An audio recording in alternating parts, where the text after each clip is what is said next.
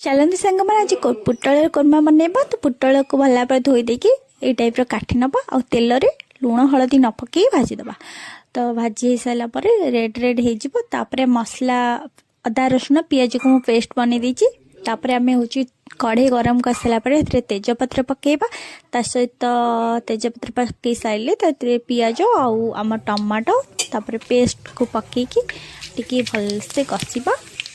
आउ कषाइला टिके पानी देदेबा और से सब सुखिला पाउडर पकईदे से माने जीरा पाउडर धनिया पाउडर ये सब पकईबे। लंका गुंड भी पकईदे कलर हाँपाई।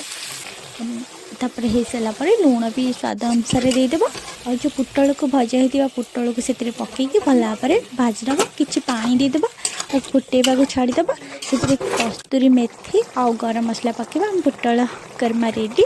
चाहिए मोर पुटल कर्मा रेसिपी आपण मैंने पसंद आए प्लीज टिके सब्सक्राइब।